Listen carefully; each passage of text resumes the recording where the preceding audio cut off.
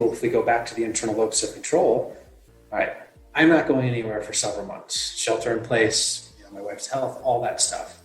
Okay, well, I can look at it from that negative light, and probably no one would blame you, right? It's just, okay, yeah, you got some bad luck. But I sort of flipped it around. I'm like, well, guess what? I taught my daughter how to read. She was in kindergarten. She didn't quite have it ready. Well, I sat down. I would study, flashcards with her every single day. Lo and behold, a couple weeks later, boom, she was reading. Now she reads. I mean, she'll go sit for like an hour and read. Like my kids didn't know how to ride their bikes. Now they know how to ride their bikes. So again, like there's always these things you can do. You can choose to focus on all the negatives, or you can choose to go do positive things. So I looked at it. I'm not going anywhere for a while. Okay, I'm going to write this book. I can control that. I know that I can. I'm not going anywhere. All right, what's up, everybody? Welcome back to Nick Carrier's Best You podcast. I'm super stoked today to have the one and only Nick Shaw with me today. Nick, I just want to start off by saying thanks so much for spending the time with me today. Oh, happy to be here. Thanks for having me on. Yeah, of course. So Nick is the co-founder of Renaissance Periodization, a health and fitness company that's helping hundreds of thousands of members around the entire world. And you're also the author of Fit for Success, which is your recent book on the habits of success for overcoming adversity. And tips in business and fitness as well. And I just told you I got done reading it today and absolutely loved it. There's just so many important principles in there that, like I said, we have similar reading interests. So many principles from books that I've read that you've also read, but then things that you've brought in from other books. And I was telling you, I've already added like 3 or 4 different books to my Amazon cart. I'm excited to dive in deeper to those. And you've got about like 7 different pillars, if you will, in your book that we're going to get into a little bit later. But to start today, I kind of want to give everybody a little bit more context on you. So you were a former competitive powerlifter and bodybuilder, but when you were kind of growing up, you were more of a runner. And so I was kind of interested to learn that. And I know you had an older brother who probably did some lifting and was bigger and stronger than you. So that probably had a little bit of an influence to getting into powerlifting and bodybuilding. But I wanted to get a little bit more from you. What kind of got you into the powerlifting and bodybuilding and stuff like that? Totally. I can think of a couple things off the top of my head. One, yes, having an older brother, 4 years older than me. So, let's say if I was 7th grade, he was like a junior in high school. So, when you're a junior in high school and you have a younger brother, like you look up to those people. And so he's into lifting for sports and all that stuff. And I'm just like, okay, well, that's what I'm going to do. And again, like my parents' basement, we had those, like sand weights with that bench that's so tiny in the bar that weighs like, I don't know, 5 pounds maybe. Funny story. I thought I was the man lifting with that little bar that weighed like 5 pounds. Going to the high school for the first time to the weight room, bar's 45 pounds. So I slap a 45 on each side. I'm like, I'm going to show off. Boom, just buries me, because of the 40-pound difference.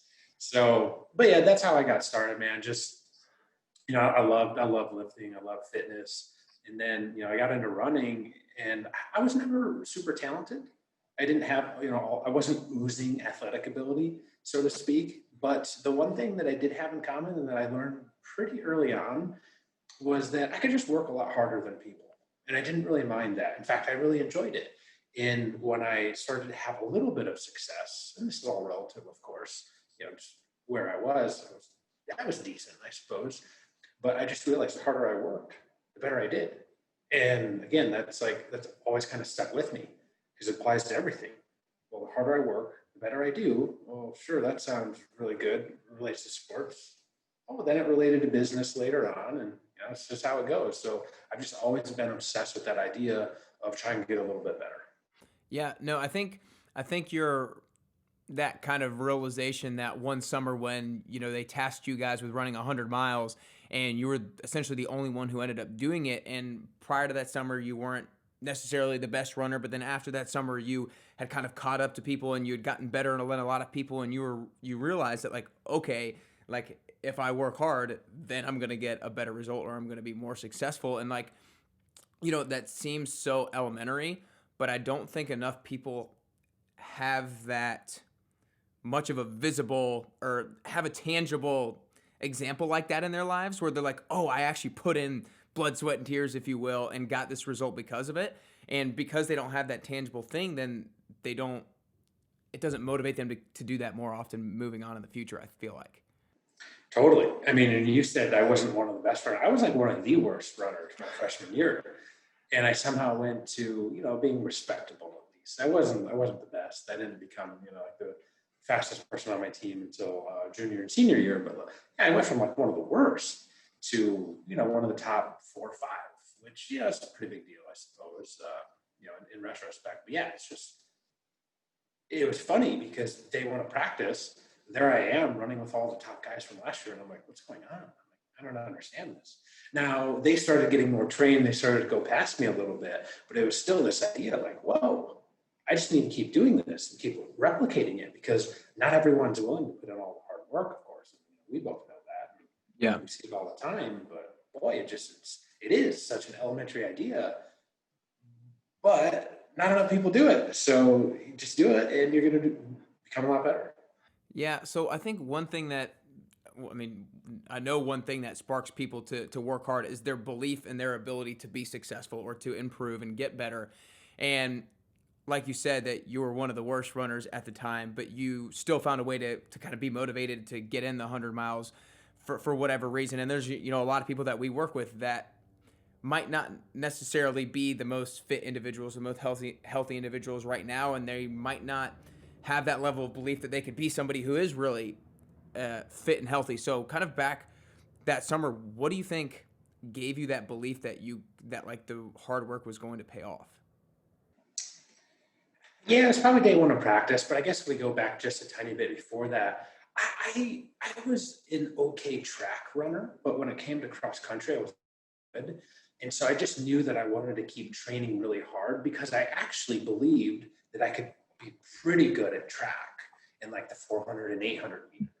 And so that was kind of what motivated me to run a lot over the summer. So I was like, okay, well, I'm sort of training for track. Yeah, cross country is cool. But, and then I show up day one to that practice and I do well. And I'm like, well, maybe I can be okay here. And then again, it's just, it builds that self-belief, that confidence. And then it just leads you to keep working harder, right? It's like a positive feedback loop and it just keeps going and going.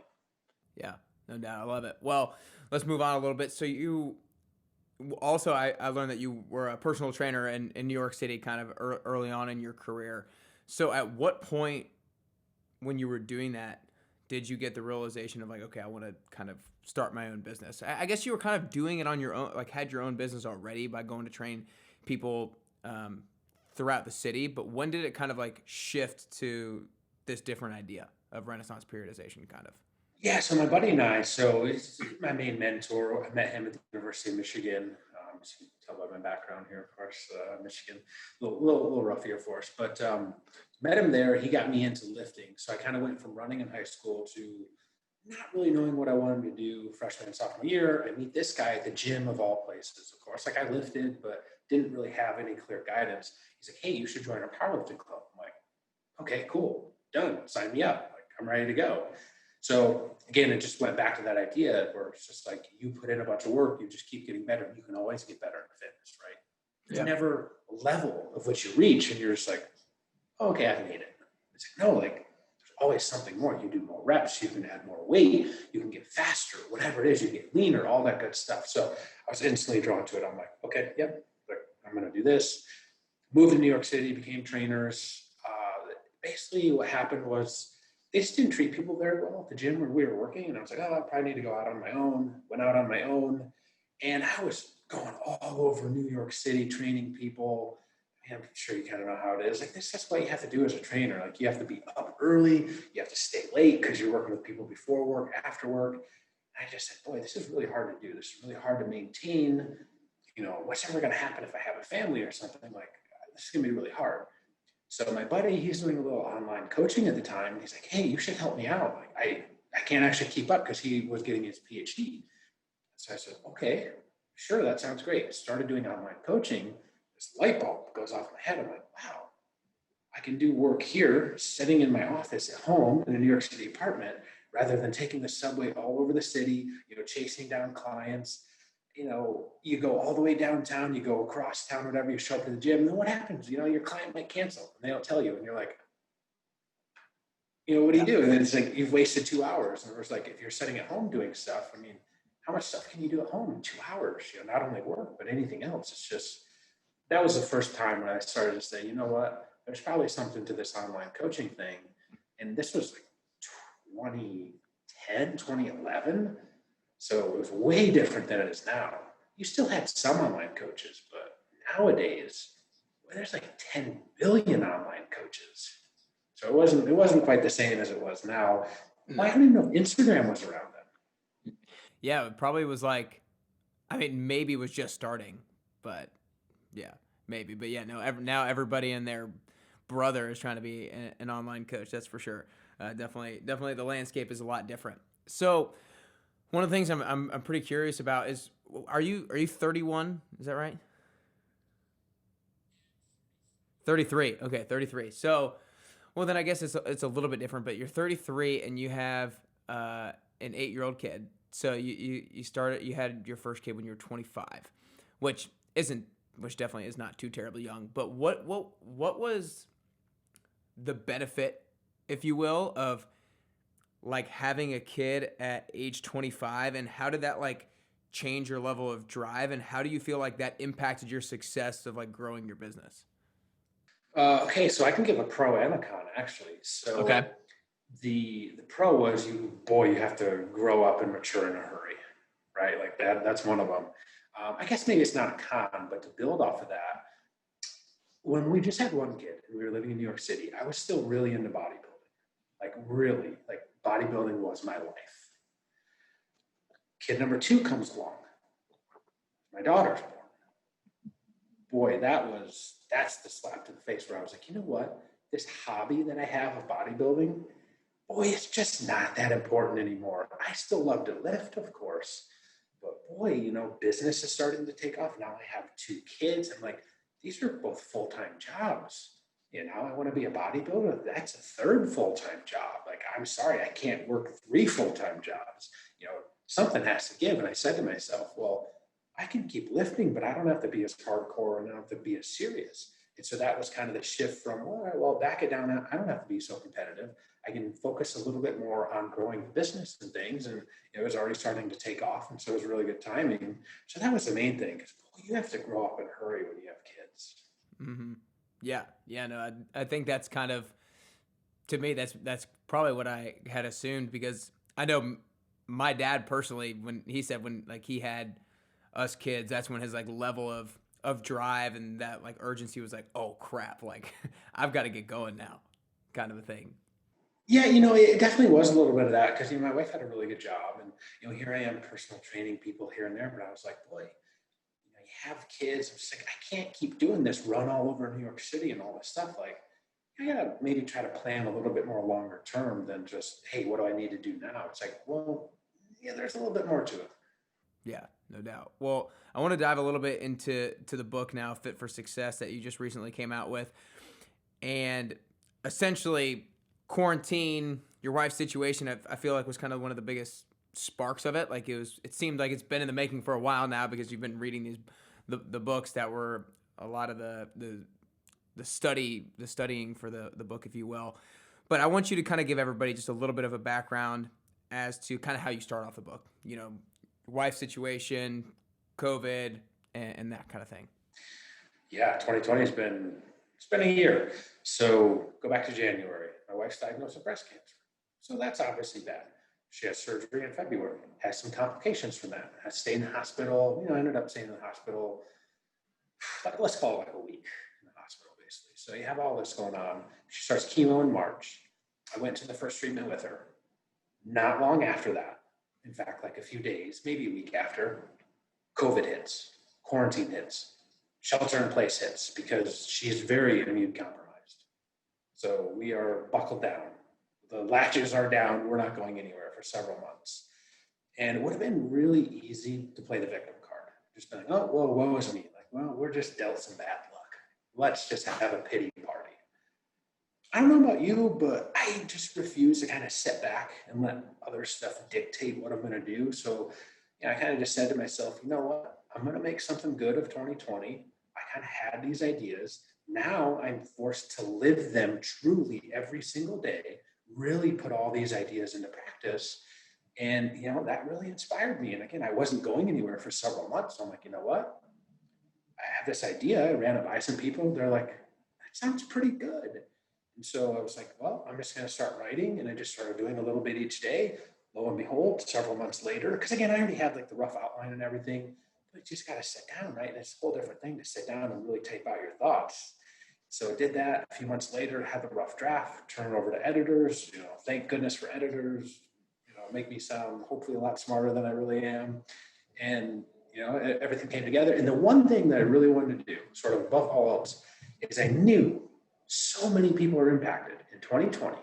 Everyone's impacted negatively for the most part. And I wanted to make sure that the book came out before 2020 was over. I love that. I love that. That's a good goal. I mean, yeah, I think a lot of people play the victim card, and with you having 2 kids that you had to start homeschooling from home, your wife's diagnosis, and her having to be kind of quarantined, and then having to figure out the business thing and trying to keep your employees with a job and all that kind of stuff, you definitely had a lot to juggle there. But one of the things I really like what you said, and kind of the second pillar of your book, that is internal locus of control. You could have thrown the pity party, but you're like, no, I actually have the control over the outcomes of my life. And you say in your book that the internal locus of control is the degree to which people believe that they, rather than external forces, have control over the outcomes of the events that make up their lives. And I think that's absolutely awesome, because I was literally talking to my parents over Thanksgiving about kind of that idea in regards to my nutrition. Like, I obviously know that there are some things that are kind of out of your control with health issues,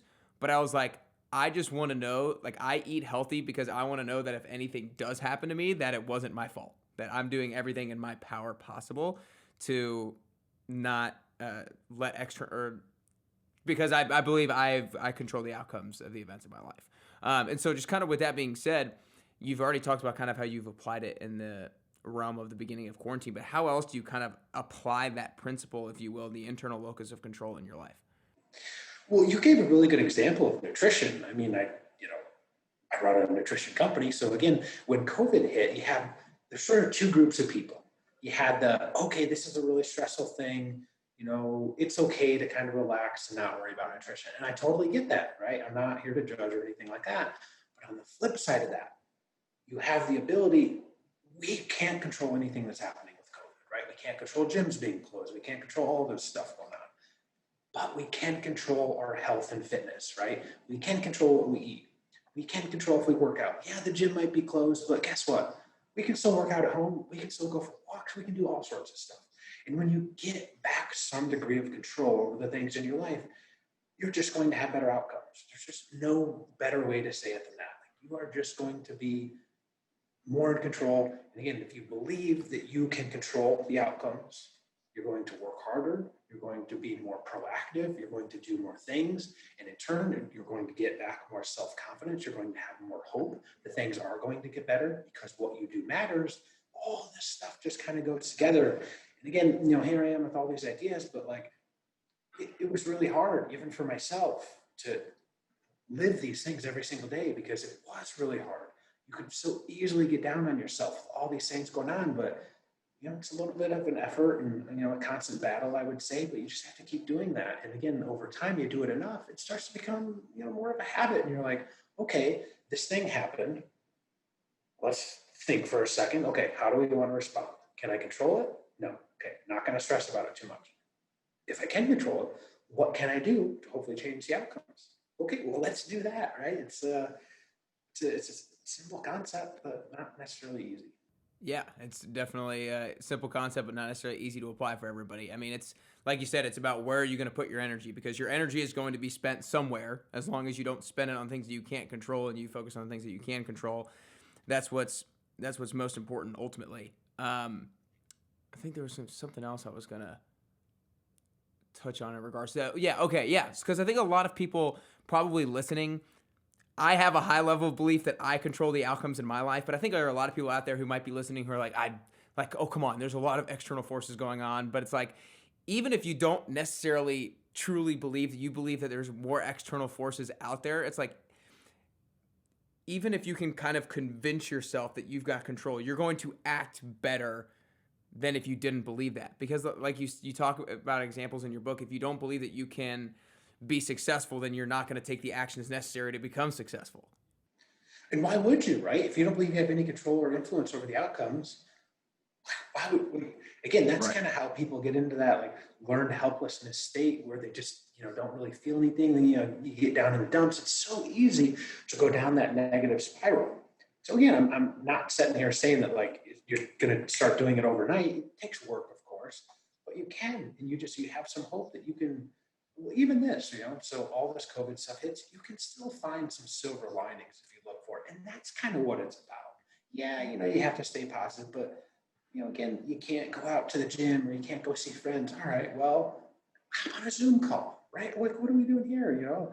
Business owners, well, okay, maybe your gym is closed or whatever, but I knew a lot of gym owners that were very quickly pivoting to doing stuff online because, well, why focus on the stuff you can't do? It's like, well, boom, pivot, fix what you can do and start doing it. You just got to act.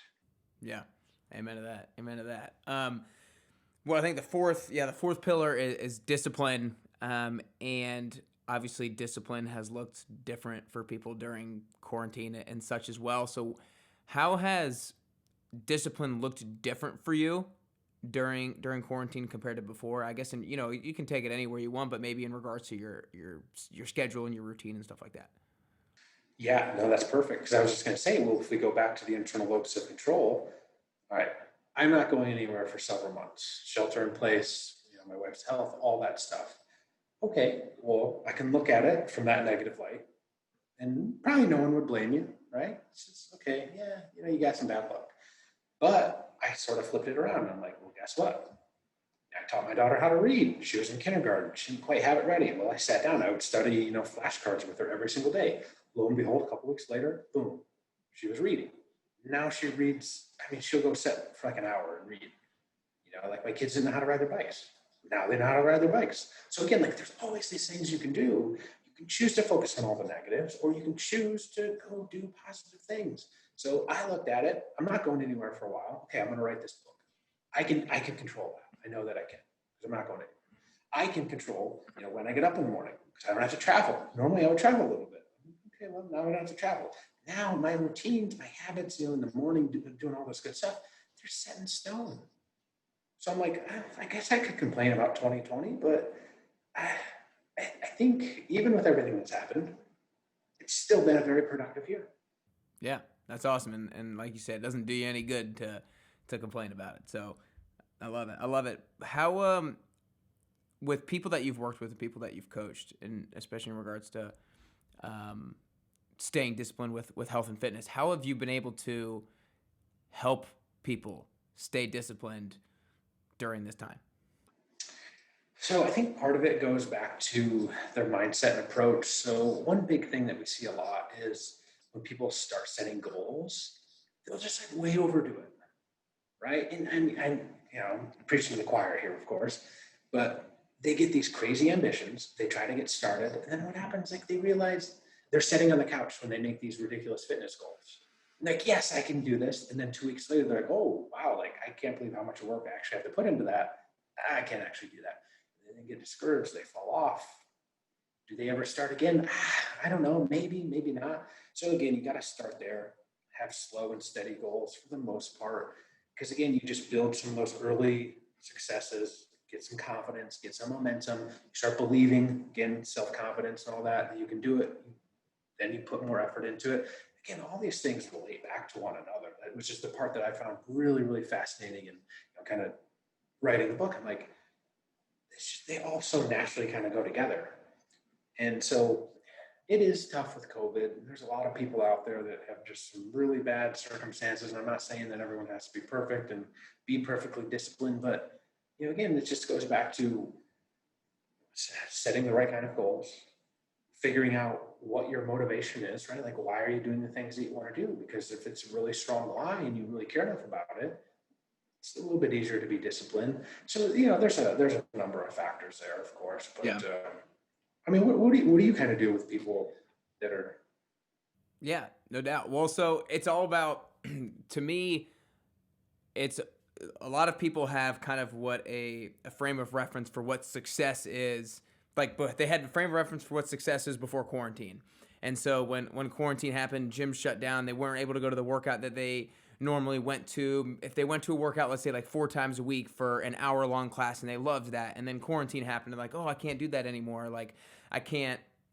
It's like, okay, you can't do that, but now we have to redefine what success looks like with your fitness life. Like for me, I would, maybe work out 5 times a week for an hour or something like that on average. But when I did it over quarantine, I was like, okay, I'm just going to work out 30 minutes a day, 7 times a week. Like to me, it was just, I was at home, didn't have that much equipment, but I was like, I'm just going to make it 30 minutes and just bust my ass for 30 minutes. And that's what success was going to be for me. And so what I tried to really help people do is like change what success means for you. Like drop what that old version was and adopt a new one and be okay with that. And I was going to touch on what you said in regards to starting small, because the way I always talk about with people in regards to setting a fitness goal, when we are working on creating the strategy for the goal, the strategy has to be a little bit more than what you have been willing and able to do up to this point.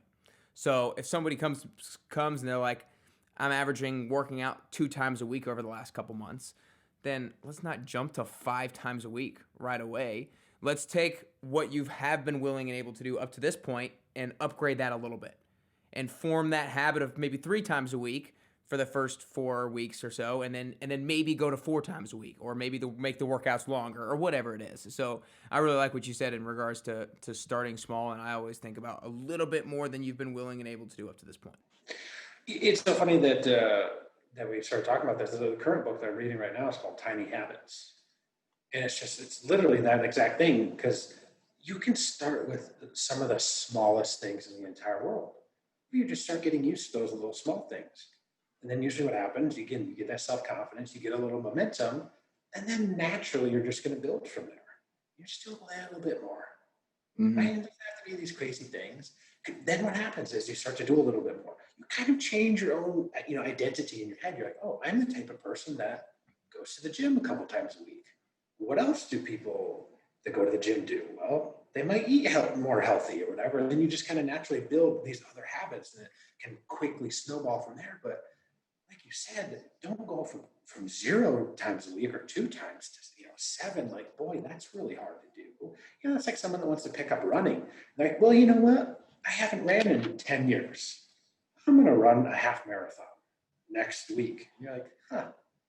Well, okay, that's one way to do it. But again, take the long-term approach, right? Think longer term. Don't give in to that sort of immediate gratification. I need it now. We all want it now, of course, but successful people, they take it slower, they take it steadier. That's just how it works. Yeah. Well, and I'm glad that we've expanded a little bit more on this idea, because it is one of the biggest things that people do wrong right off the bat. And I actually took a note from a line in your book in the chapter of failure that says, starting out small is something many people struggle with, simply because they're enthusiastic to get started, and they've been conditioned to believe that the only way to success is to do everything that they possibly can.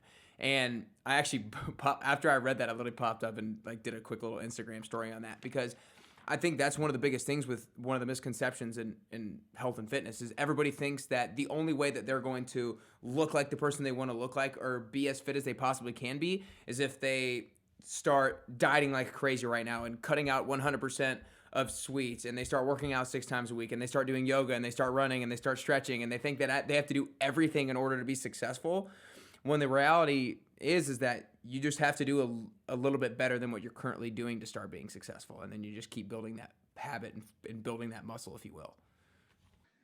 Yeah, because everyone wants results yesterday. Yeah. It's just like, come on. That's just not how it works. Like, I think to have a rational conversation with anyone that starts with these crazy goals, you think, you really think that's the best route? But no, we all give into, our emotions, and we want things now, and we don't want to be patient. But I think you just have to be, hopefully, I don't know if mature is the right word, but you just have to have that delayed gratification. And again, you start slow and you build.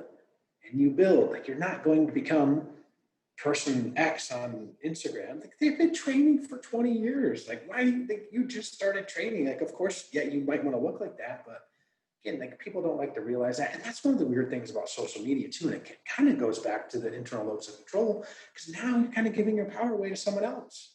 And you're like, well, why? Can't control that other person. Like, whatever, ignore them if you want. Just focus on what you can do. And if more people did that, they'd be like, okay, well, I'm going to do a little bit. And they do a little bit, and then they keep doing it. And then, a few months later, they've become a different person. Yeah, I know. I love it. Definitely, you got to soak up the delayed gratification for sure. Well, the next pillar I kind of want to talk about is the recharge one, kind of the seventh one there, and kind of ask you personally, what does the balance of hard work and recharge look like for you in your life? Yeah, even myself, I'm guilty of this too. I had a couple injuries back in the summer because I just, it's like I'm just gonna crank out the cardio and stuff and all that. And what happens? Well, I got a little arm injury. I was rowing a lot and doing pull-ups and all that stuff. Well, my arm started to hurt. I had to back it down a little bit. Again, I wasn't just okay doing a little bit of incline walking because these were supposed to be my easier days doing triathlon. Okay, let's do like 20 minutes incline walking. No, of course, I got to be that guy that, cranks it up and then inclines on like 10 and I'm like going real fast. Well, what happens? Well, then my hamstring starts to feel a little bit weird. So, then I had to, ditch that ego, my silly ego, be like, what are you doing? You know better than this. Scale it back a little bit. I had to take a couple easy weeks. And now I'm just like, yeah, I learned from that lesson. Again, I probably learned that lesson 10 times, of course. But again, that's just sometimes how it works. And now, well, I make sure I have a couple planned rest days a week where I'm not doing anything too crazy. And, hopefully make sure that, even with my own lifting, you'll train really hard for 4 or 5 weeks. Then you take a deload week, you back it down a little bit. And it's just, you got to have that balance in there because, with training, especially with weights, you're going to have that time off sometime. You have two choices. You can voluntarily do it, you program it in, hopefully intelligently, or you just keep going hardcore for long enough, and then you get hurt, and then you got to take that time off. So it's going to come eventually. You want to be proactive or reactive, your choice. Yeah, I love that. I think that's hilarious. I don't know if I've heard somebody say that before. Well, we've touched on about 4 of the different pillars, but to run through them real quick. 1 is work ethic, 2, internal locus of control, positive mindset, discipline, purpose and meaning, failure, and recharge, just to give everybody a brief overview. But of those 7, what do you feel like is the pillar that is most difficult for you?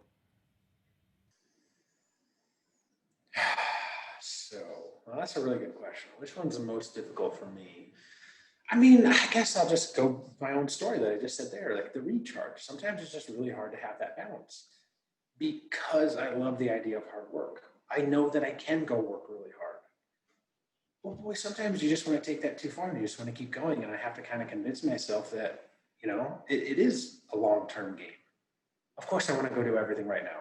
Like I'm guilty of those same things, right? Like I'm sure you are too. Like everyone is, but it's sort of convincing myself, like, no, I know better than this. Let's take it slow and steady.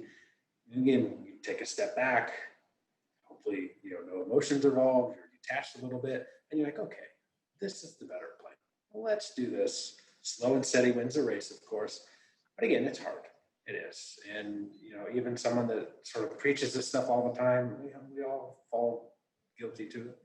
Yeah, no doubt, no doubt. Well, like I told you beforehand, this is probably going to be coming out around the holidays or right at the New Year's. And every single year, there's going to be those people who have the New Year's resolutions of wanting to get more fit, wanting to lose weight, whatever it is. For the people out there who are going to have their New Year's resolution of, I want to lose weight, what are like 3 pieces of advice that you would give to them when they're approaching this? I know we've already probably touched on some, but what are 3 pieces of advice that you would give? I know it's pretty general, but. Sure. No. Again, you could do some couple quick, easy things. 1, set more realistic goals so you're not, failed from the start, basically. 2, just try to not eat junk food. Try to eat mostly higher quality foods. Because if you do that, you're going to control for calories kind of by default. I know very few people that overeat with just, quote unquote, healthy foods, lean proteins and, fruits and veggies and healthy carbs, things like that. Boy, that's really hard, right? You take a picture, your typical stereotypical bodybuilder meal of like chicken, rice, and veggies. It's really hard to overeat with that. What is easy to overeat? Junk food. They design those foods, of course, to be super tasty. You can very easily overeat them: pizza, burgers, wings, all that good stuff. So again, realistic goals. Try to eat mostly high quality foods. And 3, find some type of exercise that you actually like.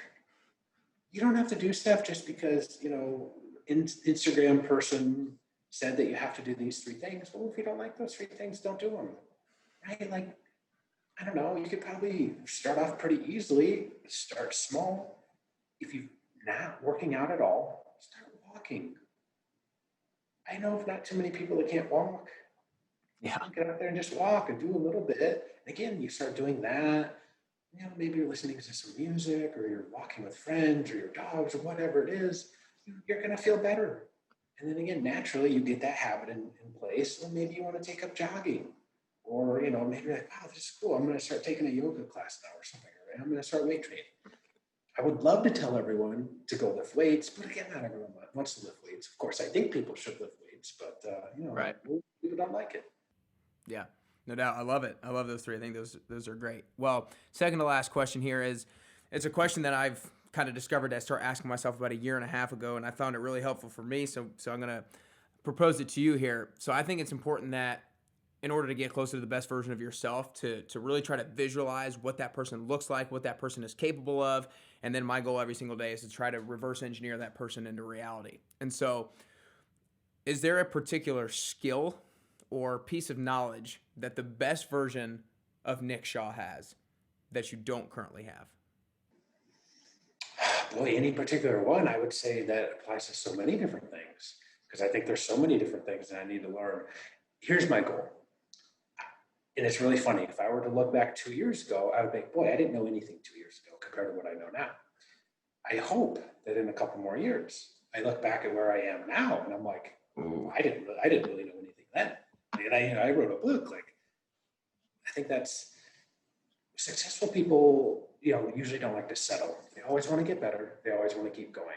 So, really, I hope in a few years I can look back and think, okay, like I probably had these things pretty right. These other things, well, now I know so much more.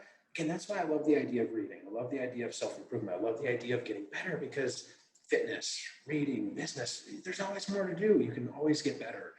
Sometimes someone asks me, they're like, well, like, aren't you ever satisfied? And boy, I'm super grateful for everything that I have. Don't get me wrong, like incredibly grateful. But at the same time, like, I look to the next level and I'm like, I haven't achieved anything. Like, I don't. Do you kind of think that, or am I crazy here? No, I'm right with you. I think that's awesome, and I definitely, I've never heard anybody answer the question that way, but I absolutely love it, and because I feel kind of the same way. I have to kind of remind myself that I feel that way sometimes, because sometimes I sometimes feel like, oh, like I wish I had that skill, or I wish I had the knowledge to be able to do that yet. I wish I had that habit, but it's like, I always want to feel that way. I always should be feeling that way, because I truly feel like the more that I learn, the more that I realize I don't know. Oh, 100%. Because I think sometimes you're just ignorant, and then you start diving into it, and you're like, wait, this is way more complex, has way more nuance than I ever thought possible. Like, I don't know anything. Yeah. Yeah, it sounds weird to kind of be happy with that idea, but it is cool because you start to learn little bits and pieces here and there, and then you're like, oh my gosh, like you could go down a rabbit hole for however long you want, just studying on this one topic. And so it's a really fascinating idea. Like I've always been that way, and hopefully I'll always continue to be that way. But I always love the idea of getting better. Yeah, I think what it is like when you realize, like, you think the answer, it like fits in this little bubble, but then when you realize the answer is actually fits, is it like a much more vast area. I feel like you just are like, oh my gosh, like I have so many different like goals or so many different things that I can attack or try to learn, and so you kind of get excited about all the different opportunities. I think is probably is what it is, maybe. There are many times where I'm like sitting there reading in the morning.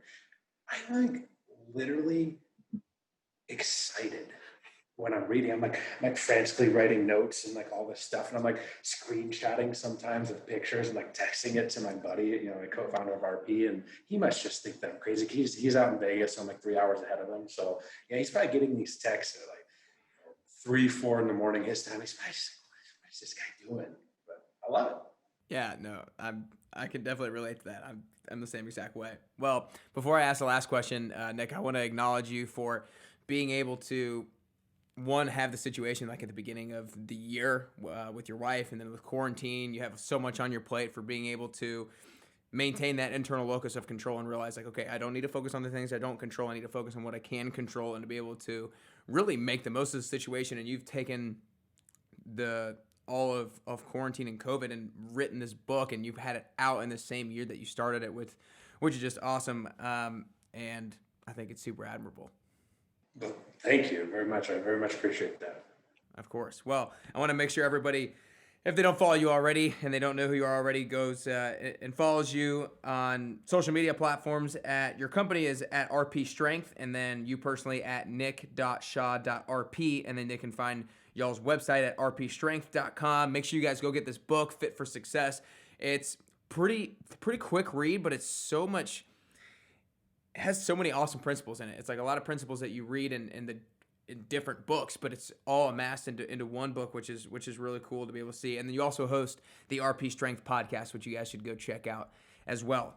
But Nick, here the last question is: I think that getting closer to the best version of yourself, as I'm sure you would agree, is a constant journey, and it's a very unique journey. I think the way that I'm going to get closer to the best version of myself is going to be a little bit different than the way that you get closer to the best version of yourself. So for you personally, if you could currently do or currently work on 3 things to get closer to the best version of Nick Shaw that you could possibly be, what are those 3 things that you could currently do or currently work on?